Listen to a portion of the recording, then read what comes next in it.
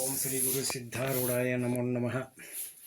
ನಿನ್ನೆ ದಿವಸ ಸದ್ಗುರು ಸಿದ್ಧಾರೂಢರ ಜನರ ಬಗ್ಗೆ ಮಾಹಿತಿಯನ್ನು ತಿಳ್ಕೊಂಡಿದ್ವಿ. ಇವತ್ತಿನ ದಿವಸ ಅವರ ಬಾಲ್ಯದ ಒಂದೆರಡು ಪವಾಡಗಳನ್ನು ಇವತ್ತು ನಾವು ಶ್ರವಣ ಮಾಡೋಣ. ಸಿದ್ಧ ಅನ್ನುವಂಥ ಹೆಸರನ್ನು ಇಟ್ಕೊಂಡಂಥ ಸದ್ಗುರು ಬೆಳೀತಾ 5 ವರ್ಷ ತುಂಬ್ತಾವ. 5 ವರ್ಷ ತುಂಬಿದಾಗ ಆ ಕಂದ ಸಿದ್ಧ ಓಣಿಯೊಳಗೆ ಹುಡುಗರು ಕೂಡ ಆಟ ಆಡ್ಕೊತ ಪ್ರತಿ ದಿವಸ ಆ ಬಾಲಕರೊಳಗೆ ಬಿದಿಗೆಯ ಚಂದ್ರಮನಂತೆ ಬಾಲಕೃಷ್ಣನಂತೆ ತುಂಟನಾಗಿ ಆಟಗಳನ್ನು ಆಡ್ತಾ ಇರ್ತಾನೆ. ಅಂಥದ್ರೊಳಗೆ ಏನಾಗ್ತೈತಿ ಅಂದ್ರೆ ಮಕರ ಸಂಕ್ರಾಂತಿ ಬರ್ತದೆ. ಆ ಮಕರ ಸಂಕ್ರಾಂತಿ ಬಂದಾಗ ಅವತ್ತಿನ ದಿವಸ ಆ ಬಾಲಕನಾಗಿರ್ತಕ್ಕಂಥ ಸಿದ್ಧ ತನ್ನ ಗೆಳೆಯರನ್ನು ಕರ್ಕೊಂಡು ತನ್ನ ಮನೆಗೆ ಬರ್ತಾನೆ. ಮನೆಗೆ ಬಂದು ಏನು ಮಾಡ್ತಾನೋ ಅಂತಂದ್ರೆ ಅಡುಗೆ ಮನೆಯೊಳಗೆ ಹೋಗಿ ಅವ್ರವ್ವ ಒಂದು ನೆಲುವಿನ ಮ್ಯಾಗ ಗಡಿಗೆಯೊಳಗೆ ಎಳ್ಳಿಟ್ಟಿರ್ತಾನೆ.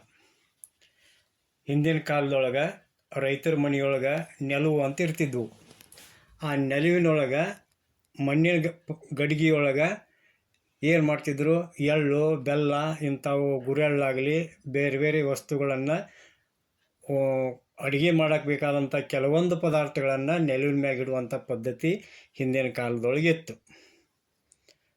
ಅಂಥ ಕಾಲದೊಳಗೆ ಆ ಸಿದ್ಧ ಏನು ಮಾಡಿದ ಅಂತಂದ್ರೆ ಆ ಎಳ್ಳಿನ ಗಡಿಗೆಗೆ ಒಂದು ಕೋಲನ್ನು ತೊಗೊಂಡು ಬಂದ. ಆ ಕೋಲಿನಿಂದ ಎಳ್ಳಿನ ಗಡಿಗೆಗೆ ತಿವ್ದ. ಆ ತಿವ್ದಾಗ ಏನಾಕತಿ ಅಂತಂದ್ರೆ ಆ ಎಳ್ಳಿನ ಗಡಿಗೆಗೆ ಒಂದು ತೂತು ಬೀಳ್ತೈತಿ, ಅಂದ್ರೆ ಒಂದು ರಂಧ್ರ ಬೀಳ್ತೈತಿ. ಬಿದ್ದ ಆ ರಂಧ್ರದೊಳಗಿಂದ ಎಳ್ಳು ದಳ ದಳ ಅಂತ ಧಾರಾಕಾರವಾಗಿ ಸುರಿಯಾಕೆ ಚಲೋ ಆಕೈತಿ. ಆವಾಗ ಆ ಸಿದ್ಧ ಏನು ಮಾಡ್ತಾನೆ ಅಂದ್ರೆ ತನ್ನ ಎಲ್ಲ ಗೆಳೆಯರನ್ನು ಕರ್ಕೊಂಡು ಬರ್ರಿ ನೀವೆಲ್ಲ ಇವತ್ತಿನ ದಿವಸ ಮಕರ ಸಂಕ್ರಾಂತಿ ಐತಿ, ಆ ಮಕರ ಸಂಕ್ರಾಂತಿ ದಿವಸ ಕಳ್ಕೊಡ್ರಿ ಅಂತೇಳಿ ತಿಳ್ಕೊಂಡು ಹೇಳಿ ಆ ಹುಡುಗರಿಗೆ ಎಳ್ಳು ಕೊಡ್ತಾನೆ. ಮತ್ತೊಂದು ಗಡಿಗೆಯೊಳಗೆ ಮುದ್ದೆ ಬೆಲ್ಲ ಇರ್ತೈತಿ. ಆ ಬೆಲ್ಲ ತಗೊಂಡು ಆ ಹುಡುಗರಿಗೆ ಎಳ್ಳು ಬೆಲ್ಲ ಕೊಡ್ತಾನೆ. ಕೊಟ್ಕೊಂತ ಕುಂತಾಗ ಆ ಓಣ್ಯಾನ ಹುಡುಗರೆಲ್ಲ ಬಂದ ಅವ್ನು ಇಸ್ಕೊಂಡು ಏನು ಮಾಡ್ತಾವಂದ್ರೆ ತಿನ್ಕೊಂತ ಓಣ್ಯಾಗ ಓಡಾಡಕ್ಕೆ ಚಾಲು ಮಾಡ್ತಾರೆ. ಆವಾಗ ಆ ಓಣಿಯೊಳಗಿದ್ದಂಥ ಜನ ಏನು ಮಾಡ್ತಾರೆ ಅಂದ್ರೆ ಇಷ್ಟು ಎಳ್ಳು ಬೆಲ್ಲ ಯಾರು ಕೊಡಾಕತ್ತಾರೆ, ನಿಮ್ಗೆ ಎಲ್ಲಿಂದ ತರಾಕತ್ತೀರಿ ಇವನು ಅಂತೇಳಿ ಕೇಳ್ತಾರೆ. ಕೇಳಿದಾಗ ಹುಡುಗರು ಏನು ಹೇಳ್ತಾವಂತಂದ್ರೆ ಇಲ್ಲ, ಮತ್ತು ನಮಗೆ ಸಿದ್ಧ ಕೊಡಾಕತ್ತಾನು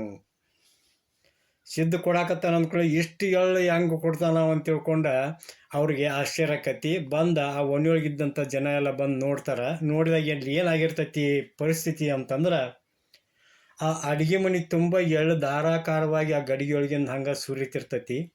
ಅದನ್ನು ನಾವು ಎಷ್ಟು ಜನಕ್ಕೆ ಕೊಟ್ರೂ ಆ ಎಳ್ಳು ಕಡಿಮೆನೇ ಆಗೋದಿಲ್ಲ. ಎಷ್ಟು ಎಳ್ಳು ಇರ್ತಾವೆ ಮತ್ತು ಅಷ್ಟೇ ಎಳ್ಳು ಹಾಕಿರ್ತೈತಿ. ಆ ಎಳ್ಳಿನ ರಾಶಿ ಹಂಗೆ ಇರ್ತೈತಿ. ಅದನ್ನು ನೋಡಿ ಎಲ್ಲರಿಗೂ ಆಶ್ಚರ್ಯ ಆಕತಿ. ಆಶ್ಚರ್ಯ ಆದಾಗ ಯಾವುದೋ ಒಂದು ಕೆಲಸದ ಮ್ಯಾಗ ಸಿದ್ಧನ ತಾಯಿ ಅಂದ್ರೆ ಆ ದೇವ ಮಲ್ಲಮ್ಮ ಹೊರಗೆ ಹೋಗಿರ್ತಾಳೆ. ಆಕೆಗೆ ಹೇಳಿ ಆ ಮಲ್ಲಮ್ಮನ ಕರ್ಕೊಂಡು ಮನೆಗೆ ಬರ್ತಾರೆ.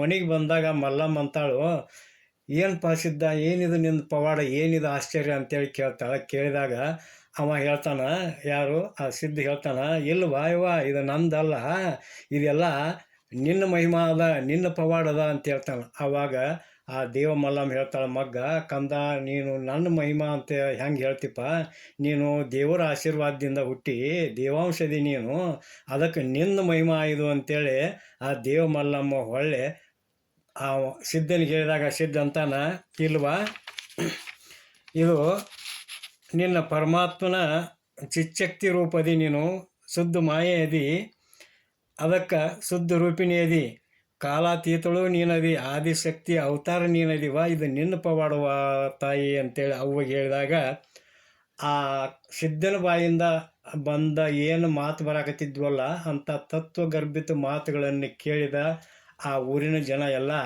ಅವ್ರು ಏನಂತಾರಂತಂದ್ರೆ ಇವ ಸಾಕ್ಷಾತ್ ಶ್ರೀಶೈಲ ಮಲ್ಲಿಕಾರ್ಜುನನ ಹುಟ್ಟಿ ಬಂದಾನು ನಮ್ಮ ಊರೊಳಗೆ ಅಂತೇಳಿ ತಿಳ್ಕೊಂಡು ಹರ್ಷಪಟ್ಟ ಆ ಬಂದಂಥ ಜನ ಎಲ್ಲರೂ ಎಳ್ಳು ಬೆಲ್ಲ ತಗೊಂಡು ಏನು ಮಾಡ್ತಾರೋ ಆ ಸಿದ್ಧಗೆ ನಮಸ್ಕಾರ ಮಾಡಿ ಮತ್ತು ಆತನ ತಾಯಿಗೆ ನಮಸ್ಕಾರ ಮಾಡಿ ಎಲ್ಲರೂ ಎಳ್ಳು ಬೆಲ್ಲ ತಗೊಂಡು ಅವತ್ತು ಸಂಕ್ರಾಂತಿ ದಿವಸನ ಕಳ್ಕೊತಾರ ಅನ್ನುವಂಥ ಒಂದು ಪವಾಡ ನಡೀತಿತ್ತು. ಆಮೇಲೆ ಏನಾಕತಿ ಅಂದ್ರೆ ಕೆಲವು ದಿವಸದ ಮೇಲೆ ಅವನ ತಾಯಿ ಅವನಿಗೆ ಹೇಳ್ತಾಳೆ, ಏನು ಹೇಳ್ತಾಳು, ಸಿದ್ಧ ಇನ್ನು ನೀ ದೊಡ್ಡವಾದಪ್ಪ, ನಿಂದು ಶಾಲಿಗೆ ಹೋಗೋ ವಯಸ್ಸು ಬಂತು, ಇನ್ನು ನೀ ಶಾಲಿಗೆ ಹೋಗಬೇಕು ಅಂತೇಳಿ ತಿಳ್ಕೊಂಡ್ರೆ ನಾಳೆ ಶಾಲಿಗೆ ಹೋಗಪ್ಪ ನೀನು ಅಂತೇಳಿ ಹೇಳ್ತಾಳೆ. ಆವಾಗ ಅವ ಸಿದ್ಧ ಅಂತಾನ, ಏನು ವಯವ್ವ ನೀ ಹಿಂಗೆ ಏನು ಮಾತಾಡಕತ್ತಿ ನೀನು, ಇದು ನಿನಗೆ ಚಂದ ಕಾಣ್ತತೇನ ಅಂತ ಕೇಳ್ತಾನ. ಈ ಭೂಮಿ ಅಂತಕ್ಕಂಥ ಶಾಲಿಗೆ ನಾನು ಗುರುವಾಗಿ ಬಂದೇನೆ. ಅಂಥ ಗುರುವಿಗೆ ಎಂದಾದರೂ ಅಕ್ಷರದ ಇಚ್ಛೆ ಆಕ್ಕತ್ತೇನು ಅಂತೇಳಿ ಏನು ಹೇಳ್ತಾನ ಅಂತಂದ್ರೆ, ಲಕ್ಷ್ಮಿ ಎಂದಾರ ಧನಿಕರನ್ನು ಇಚ್ಛಾ ಪಡ್ತಾಳನ ಪಡುವುದಿಲ್ಲ. ಯಾಕಂದ್ರೆ ಸ್ವತಃ ಆಕಿನ ಲಕ್ಷ್ಮಿ ಅದಾಳು, ಆಕಿಗೆ ಯಾಕೆ ಶ್ರೀಮಂತರ ಸಹವಾಸ ಬೇಕು?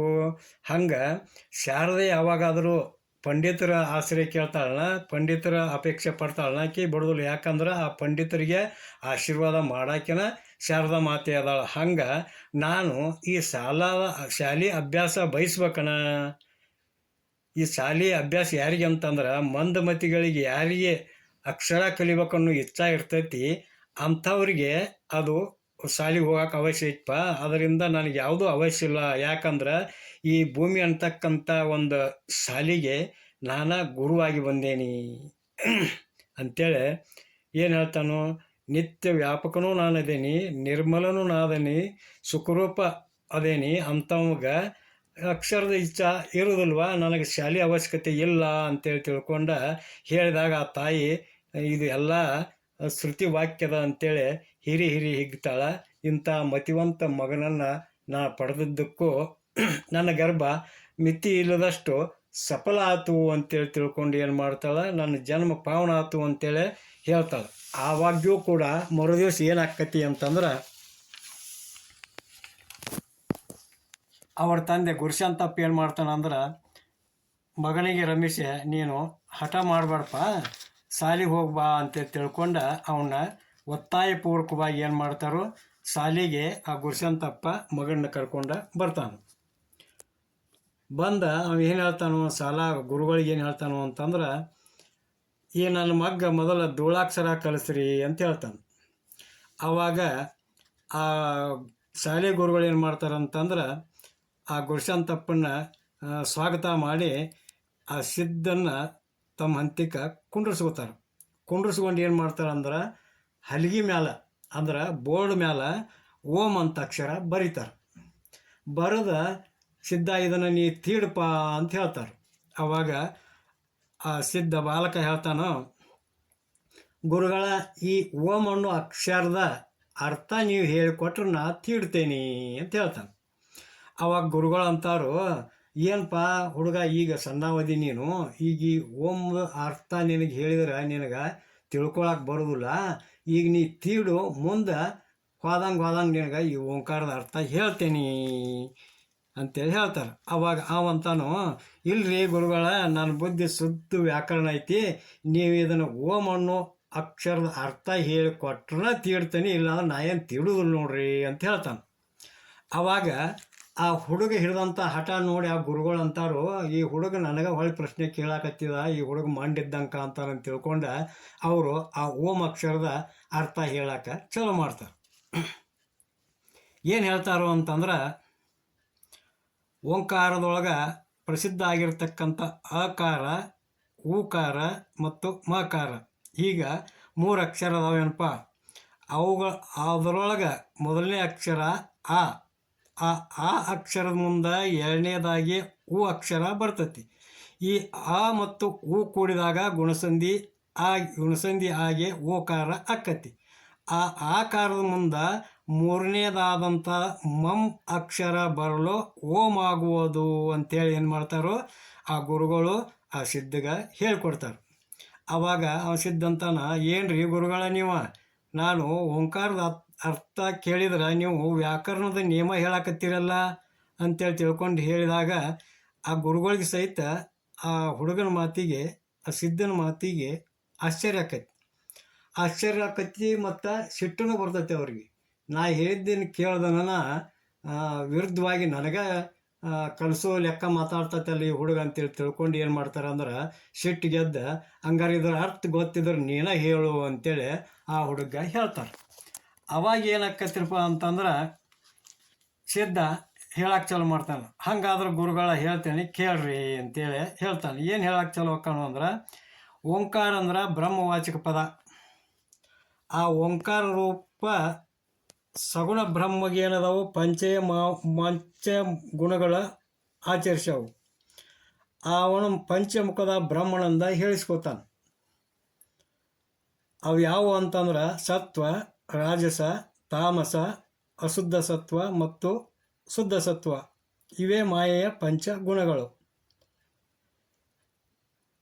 ಯುವಕರಿಂದ ಕ್ರಮವಾಗಿ ವಾಮದೇವ, ಸದ್ಯೋಜಾತ, ಅಘೋರ, ತತ್ಪುರುಷ, ಈಶಾನ್ಯ ಅಂತಕ್ಕಂಥ 5 ಮುಖಗಳು ತೋರಿದುವು ಅಂತ ಹೇಳ್ತಾನೆ. ಮುಂದೆ ಆ ಮುಖಗಳಿಂದ ಕ್ರಮವಾಗಿ ಅ, ಉ, ಮ, ಅರ್ಧ ಮಾತ್ರೆ ಮತ್ತು ಬಿಂದು ಎಂಬ ಪಂಚ ಅಕ್ಷರಗಳು ಹುಟ್ಟುತ್ತಾವು ಅಂತ ಹೇಳಿದ. ಈ ಪ್ರಕಾರ ಪರಮೇಶ್ವರನ ಪಂಚಮುಖದಿಂದ ಹುಟ್ಟಿದಂಥ ಈ ಓಂ ಪ್ರಣವ ಅಕ್ಷರ ಏನಾಗೈತಿ ಅಂತಂದ್ರೆ ಅನಂತ ತತ್ವಜ್ಞಾನ ಗರ್ಭಿತವಾಗಿ ಭ್ರಾಂತಿ ಪರಿಹಾರಕ್ಕೆ ಕಾರಣವಾಗೈತಿ ರೀ ಗುರುಗಳ ಅಂತ ಹೇಳ್ತಾನೆ. ಮುಂದೆ ಈ ನಮಃಶಿವಾಯ ಪಂಚಾಕ್ಷರಗಳಿಗೆ ತಾಮಸ ಗುಣ ಕೂಡಿದಾಗ ಪಂಚಭೂತಗಳು ಜನಿಸ್ತಾವು ಅಂತ ಹೇಳ್ತಾನೆ. ಹೆಂಗೆ ಅಂತಂದ್ರೆ ನಕಾರದಿಂದ ಪೃಥ್ವಿ, ಮಕಾರದಿಂದ ಜಲ, ಶೀಕಾರದಿಂದ ಅಗ್ನಿ, ವಕಾರದಿಂದ ವಾಯು, ಯಕಾರದಿಂದ ನಭ, ಹೀಗೆ ಪಂಚಭೂತಗಳು ಹುಟ್ಟಿದವು ಗುರುಗಳು ಅಂತ ಹೇಳಿದ.